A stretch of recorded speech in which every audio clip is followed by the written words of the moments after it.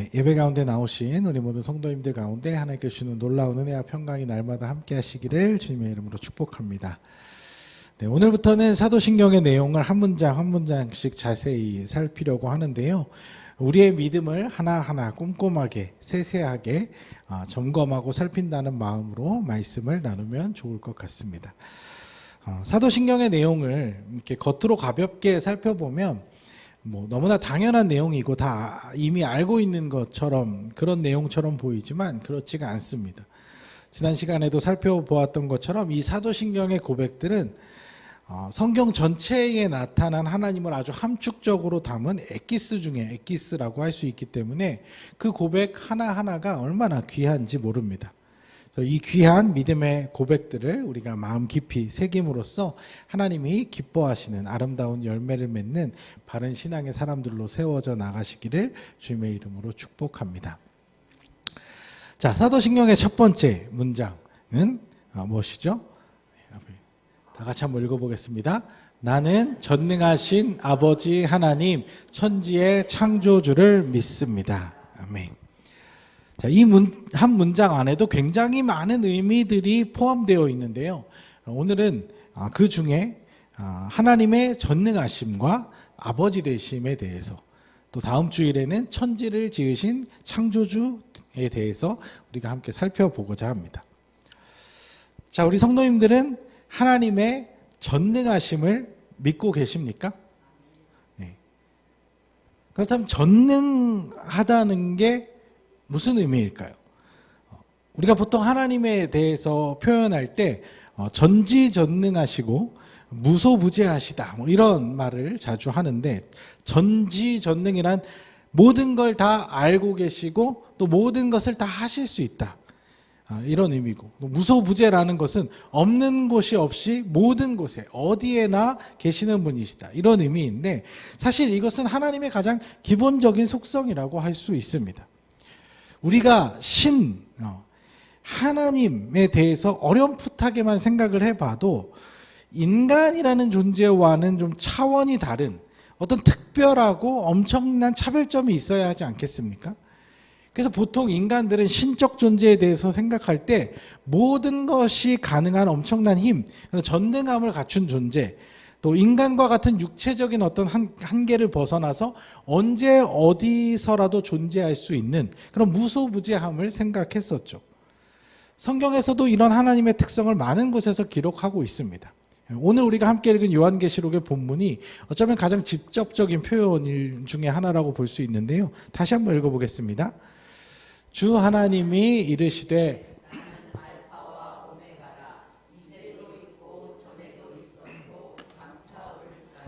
전능한 자라 하시더라. 그래서 처음부터 존재했었고 마지막까지 존재하며 모든 것이 가능한 전능한 존재라고 선포하고 있죠. 자, 그런데 전능함이라고 하면 도대체 무엇까지 할 수 있어요? 무엇까지 가능해야 전능하다라고 말할 수 있는 것일까요? 얼마나 많은 힘과 능력이 있어야 전능하다라는 그 범주 안에 들어갈 수 있을까요? 우리가 이 전능하심에 대해서 쉽게 오해할 수 있는 부분이, 전능함이라고 하면 단지 무언가를 많이 할 수 있는, 다 할 수 있는 어떤 다재다능한 능력, 또 그 능력 자체가 굉장히 큰, 어마어마하게 큰 어떤 초월적 힘, 이런 것을 생각하기가 쉽습니다. 근데 요즘 이제 우리가 영화들을 보면 초능력을 가진 존재들에 대한 그런 히어로 무비 이런 것들이 많이 나오잖아요. 최근에는 막 드라마에도 많이 나오는데요. 보통 그런 이야기의 주인공들은 다른 사람들, 일반적인 사람들이 갖지 못한 아주 특별한 힘, 그 초월적인 힘을 가지고 있습니다. 그런데 그런 영화들 한번 이렇게 보시면, 이야기들을 잘 살펴보면 아무리 그런 특출난 능력이 있다고 해도 그 초능력이, 그 어마어마한 능력이 그 존재를 완전하게 해주지는 못하더라고요. 그 안에 그런 힘을 가졌기 때문에 생기는 또 다른 고민이 있고, 삶에 대한 책임감과 또 의무감이 생기고, 또 어떨 때는 그냥 평범하게 살고 싶은 그런 어떤 욕망에 사로잡히기도 합니다. 그리고 이제 그런 영화들이 옛날에 이제는 이제 촬영 기법상 이렇게 그런 초능력을 표현하는 게 어려워서 많이 안 나왔는데 요즘은 이제 그런 다양한 어떤 CG 효과나 이런 것들 때문에 굉장히 많이 그런 영화들이 막 나왔어요. 그래서 하도 많아지다 보니까 나중에는 이런 초능력을 가진 히어로하고 또 이런 초능력을 가진 히어로가 또 만나서 같이 대결하면 또 누가 셀까, 누가 이길까, 막 이런 이야기들로 발전을 해요. 그래서 뭐 쉽게 얘기하면 슈퍼맨하고 배트맨하고 붙으면 누가 이기나, 누가 더 센가, 뭐 이런 식이죠. 근데 하나님의 전능하심을 생각할 때 이런 어떤 능력치, 초월적인 초능력, 어떤 그런 대단한 능력, 이런 것을 이야기하는 것은 아닙니다. 그러니까 능력을 많이 가졌다는 것이 곧 완전한 신적 능력, 신적 속성을 가졌다고 할 수 없다는 것이죠. 왜냐하면 그런 히어로 영화들을 보면 주인공만 강력한가요? 그렇지 않죠? 악당들도 강력해요.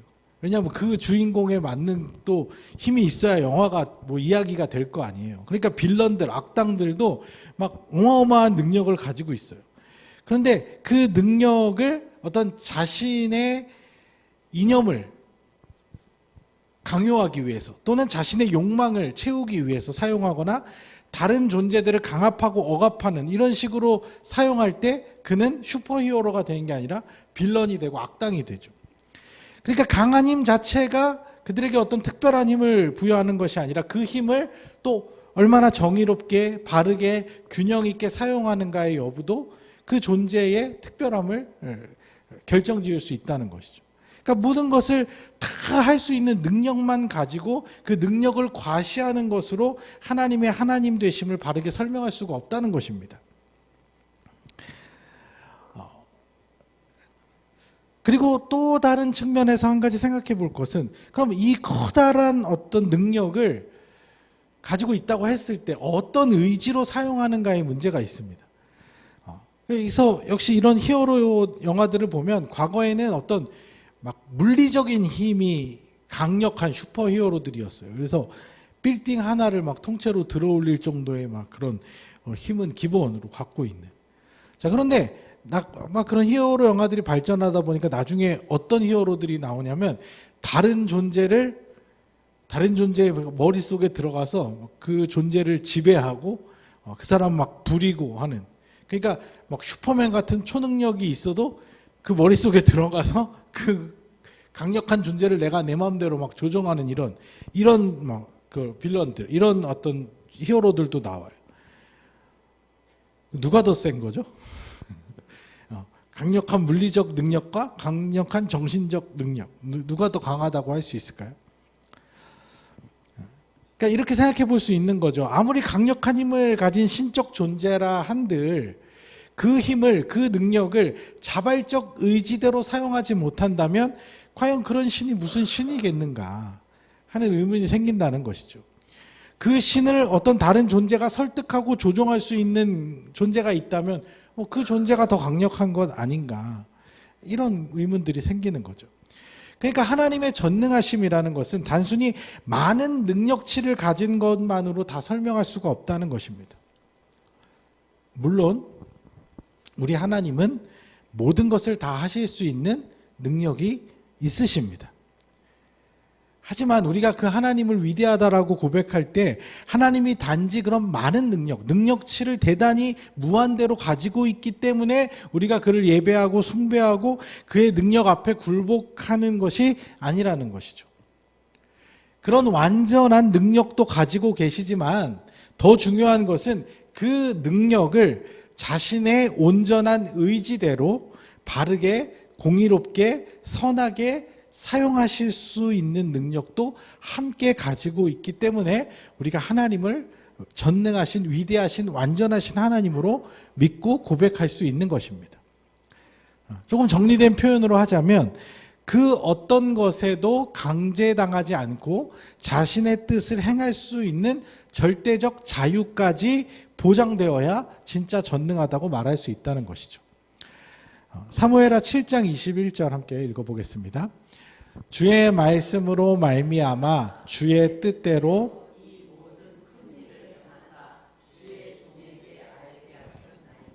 아멘. 성경에 보면 주의 뜻대로, 그분의 뜻대로라는 표현이 많이 나오는데, 이 말이 곧 주님의 의도하신 대로, 주님의 의지대로라는 의미인 것이죠.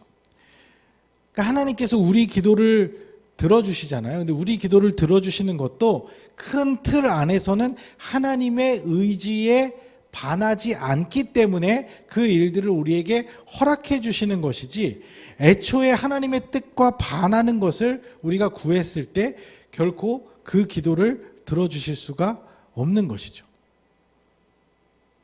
그러니까 안 좋은 기도는 하지 마세요. 저 사람 잘못되라, 저주해라, 이런 걸 기도해도 선하신 하나님이, 근데 내가 기도하니까 그 사람이 진짜 망했네? 그건 내가 그렇게 기도했기 때문에 그런 것이 아니라 그 사람에 대한 어떤 하나님의 계획적인 어떤 심판과 아니면 또는 고난에 대한 큰 계획 안에 내가 어떻게 하다가 그냥 얻어 걸린 것이지, 내가 하나님을 조종하고 내가 하나님을 부리고 하는 것은 완전히 잘못된 착각이라는 것입니다.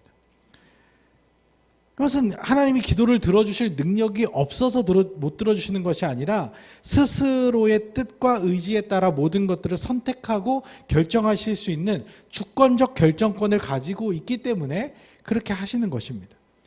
예전에 우리가 읽었던 개역 한글 버전, 예전 성경 버전에 보면 갈라디아서 6장 7절에 이런 표현이 있습니다. 함께 읽어보겠습니다. 스스로 속이지 말라. 하나님은 만홀히 여김을 받지 아니하시나니 사람이 무엇으로 심든지 그대로 거두리라. 여기서 만홀히 여긴다는 의미는 하나님을 가볍게 여긴다는 의미인데, 하나님을 자기 의지대로 부리려고 하는 그런 어리석은 태도를 말하는 것입니다. 우리는 어리석게도 하나님의 전능하심을 우리가 이용할 수 있다는, 써먹을 수 있다는 착각에 빠질 때가 있습니다. 하지만 그 크신 만유의 하나님이 어떻게 한낱 인간의 의지에 따라 이랬다가 저랬다가 하시겠습니까? 사실 우리가 신앙생활하면서 하나님께 속상한 마음이 드는 것도 이런 오해 때문에 생기는 것입니다. 하나님이 능력이 많으신 분인 거는 알겠어. 전능하시고 대단하시고 위대하신 것은 알겠어. 그런데 그 능력을 나한테는 안 쓰시네. 다른 사람한테는 좀 잘 쓰시는 것 같은데 나한테는 유독 좀 빡빡하신 것 같네. 이런 착각으로 인해서 하나님께 대한 괜한 서운함을 가지고 있을 수 있다는 것이죠. 아니요, 하나님의 능력은 철저하게 하나님 스스로가 결정하고 선택하시는 문제입니다. 그냥 우리가 그렇게 착각하는 것이지, 다른 사람의 기도는 더 잘 들어주시고 많이 들어주시는 것 같아 보이는 거지, 아니 어쩌면 그 사람이 자기 뜻보다 하나님의 뜻에 맞춰서 기도했기 때문에 그렇게 잘 들어주는 것처럼 보이는 거지, 전혀 그런 것이 아니라는 것입니다. 그리고 그 하나님의 선택과 결정은 항상 옳은 방향, 선한 방향임과 동시에 그 결과에 대해서도 한치의 오차가 없으신 완전한 분이시라는 것입니다. 그래서 우리가 전능하신 하나님이라고 고백하는 것은 단순히 하나님이 이것도 할 수 있고 저것도 할 수 있고 모든 것을 다 할 수 있는 그런 초능력자임을 고백하는 것이 다가 아니라는 것이죠. 그 전능자가 능력을 행함에 있어서도 완벽하시고 완전하시고 오류가 없으시고 완전하시다고 고백을 우리가 하는 것입니다. 그러니까 하나님께서 나의 기도를 당장 들어주시지 않는다고 했을 때, 하나님은 내가 생각한 것보다 능력이 별로 없으신가 봐, 이렇게 하나님의 능력 자체를 의심하거나, 아니면 하나님은 내 기도를 들어줄 생각이 없으신가 봐, 이런 식으로 하나님의 의도 자체를 내가 곡해하거나, 이런 건 역시 다 하나님의 전능하심에 대해서 너무 자기 주관적으로 믿고 있는, 잘못 이해하고 있는 모습일 수 있다는 것이죠. 그럼 어떻게 반응을 해야 될까요? 우리가 하나님의 전능하심을 바르게 이해하고 믿고 있다면 우리 삶 속에 벌어지는 모든 일들 가운데 내 생각대로 되지 않는 일들, 내 기도대로 되지 않는 일들이 일어난다 할지라도, 지금 내가 다 이해하지 못하는 하나님의 더 크고 완전하신 그 더 깊으신 계획이 있으시겠지. 가장 정확한 때에 가장 완벽한 타이밍에 모든 것을 바로잡아 주실 또 다른 선하신 하나님의 계획이 있으시겠지라는 마음으로 그 하나님의 완전하심을 포기하지 않는 모습이 하나님의 전능하심을 바르게 믿는 신앙의 태도라고 할 수 있다는 것이죠. 요즘 잘못된 팬심을 가진 사람들을 보면요, 자신이 좋아하는 사람은 무슨 잘못을 해도 무조건 감싸고 편드는 그런 사람들을 볼 수가 있어요. 근데 그건 아니잖아요. 그렇죠? 아무리 내가 좋아하는 사람이더라도 그 사람이 잘못을 했다, 잘못을 범했다, 무슨 어떤 죄를 지었다 그러면 그거에 대해서는 바로잡는 게 맞죠. 내가 좋아하는 스타이기 때문에, 아니면 내가 아주 신뢰하는 사람이기 때문에 이 사람은 그런 잘못을 해도 뭐 다 어쩔 수 없는 그런 이유가 있을 거야라고 변명하고, 이런 것은 잘못된 태도잖아요. 왜냐하면 인간은 누구나 흠이 있고 잘못할 수 있는 존재이니까, 좋은 면도 있지만 동시에 안 좋은 면도 가질 수 있고, 그래서 실망스럽고 또 연약한 존재니까 어떤 인간을 무조건적으로 편을 들어주는 것은 잘못된 것입니다. 그런데 하나님에 대해서는, 하나님이라는 존재 자체에 대해서는 이런 지나친 팬심을 부려도 상관없어요. 왜냐? 그분은 완전하신 분이기 때문에, 전능하신 분이기 때문에 그렇습니다. 그래서 뭔가 내가 눈앞에 현실을 맞닥뜨릴 때 하나님을 더 이상 신뢰하기 어려울 것 같고, 뭔가 일이 잘못되어져 가는 것 같고, 하나님이 너무 실망스럽게 느껴지는 것 같고, 때로는 내 생각과 다르게 모든 것이 진행되어서 하나님의 방식이 틀렸다고 말하고 싶은 그런 생각이 들지라도, 하나님에 대해서는 그냥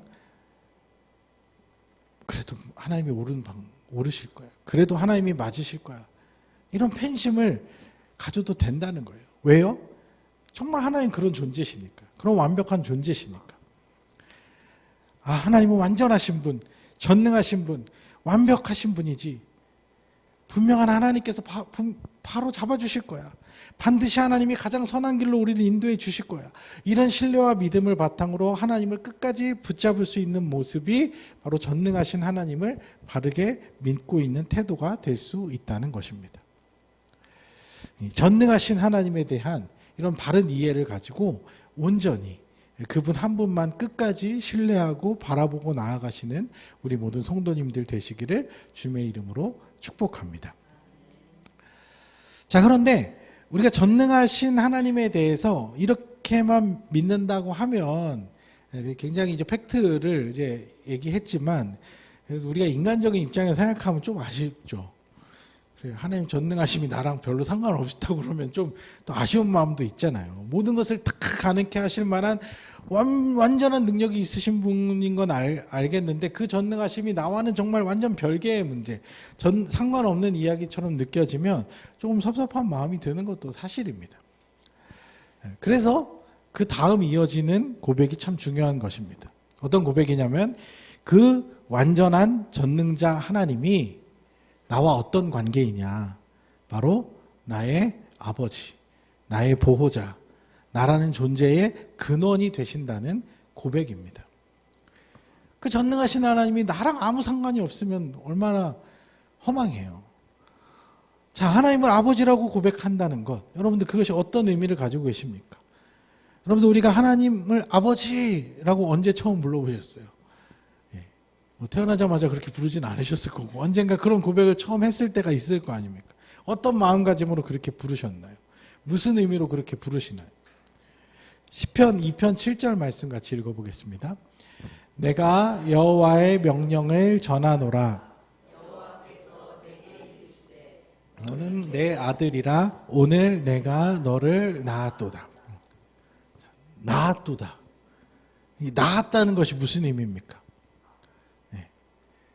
제가 어릴 적에 잘 이해가 안 됐던 말이 하나 있는데요. 학교에서 뭐 이런 얘기를 들었어요. 뭐 이게 보니까 조선시대 정철이 지은 시조 훈민가에 나오는 한 구절인데, 아버님 날 낳으시고 어머님 날 기르시니, 뭐 이렇게 선생님이 가르쳐 주시는데, 그 어릴 땐 이해가 안 가는 거예요. 아빠가 날 낳았다고? 엄마가 날 낳지 않았나? 이런 생각을 했었죠. 왜냐하면 생물학적으로 아주 단순하게 생각하면 결국 우리가 엄마 배에서 나온 거니까 낳느라고 고생한 건 엄마니까 엄마가 날 낳았지 뭐 아빠가 날 낳아? 이렇게 생각을 했죠. 근데 낳았다는 의미가 단순히 그런 생물학적 의미만 가지고 있는 게 아니잖아요. 낳았다는 의미는 뭐냐면 내 존재가 그로부터 왔다. 이런 의미를 담고 있는 것이죠. 마찬가지로 하나님이 우리를 낳았다는 것은 우리 존재가 그로부터 왔다는 의미잖아요. 그러니까 하나님이 어떤 물질적인 어떤 이런 육체를 가지고 있는 존재가 아닌데 우리가 그거를 이 육체는 하나님이 우리 창조로 지어주신 것이지 우리가 뭐 거기로부터 이렇게 왔다 이렇게 생각하는 게 잘 이해가 안 될 수 있는데 창세기 1장 27절 말씀 보면 이렇게 말씀하고 있어요. 함께 읽어보겠습니다. 하나님이 자기 형상 곧 하나님의 형상대로 사람을 창조하시되 남자와 여자를 창조하시고 여기서 자기 형상대로라는 말의 의미는 하나님의 형상, 하나님의 그 모습, 하나님을 그 일부를 떼어서 우리에게 주셨다는, 우리를 만드셨다는 의미인 거예요. 그러니까 하나님의 일부를 떼어 받아서 인간이라는 존재가 창조되었다는 것이죠. 그러니까 아버지라는 말에 담긴 의미는 하나님께서 우리를 돌보시고 챙겨주시고 아껴주시는 우리를 사랑하시는 그런 분이다라는 이런 것도 중요하지만 그보다 먼저 더 중요한 것은 뭐냐면 우리 존재의 근원, 우리가 존재할 수 있게 된 이유 자체가 곧 하나님으로부터 왔다는 고백인 거예요. 근데 이 사실을 받아들이는 것에는 반드시 믿음이 필요합니다. 왜요? 우리가 하나님으로부터 온 존재인지 아닌지를 명확하게 증명할 수 있는 물리적 증거는 없기 때문이에요. 근데 사실 그렇게 따지면요. 우리 부모님을, 내 부모님을 부모님으로 인정하는 것도 사실 믿음이 필요한 거예요. 왜냐하면 부모는 자식을 낳는 걸 경험하고 봤으니까 부모가 이게 내 자식인 건 아는데 보기도 보았고 경험했고 근데 어느 자식이 내가 태어난 걸 기억합니까? 내가 태어나는 순간을 기억하는 그 정도로 기억력이 좋은 왜냐하면 태어날 때는 아직 미숙한 상태이기 때문에 기억력이 완전할 수가 없거든요.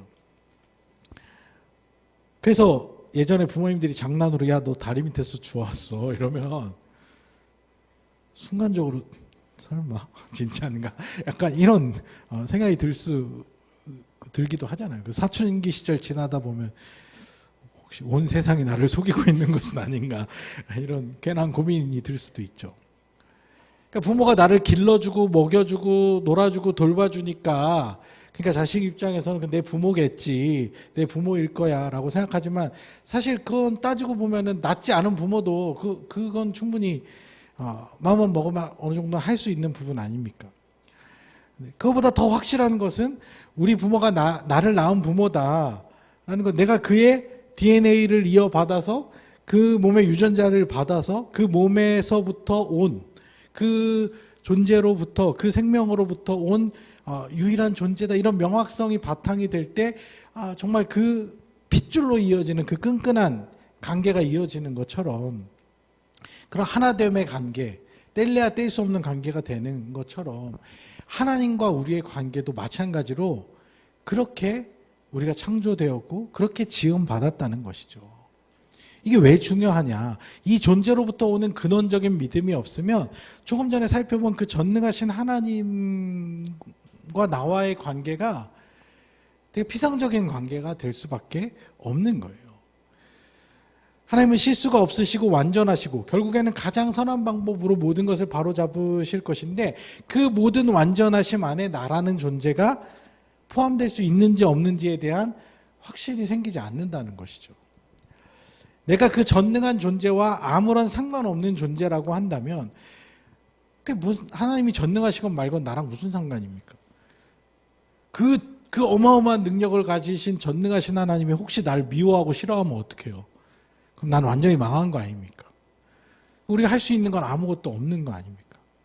하나님 내가 뭘 잘못해도 왜 우리를 포기하지 않으시고 왜 우리를 사랑하시고 왜 우리를 끝까지 회복시키시려고 하십니까?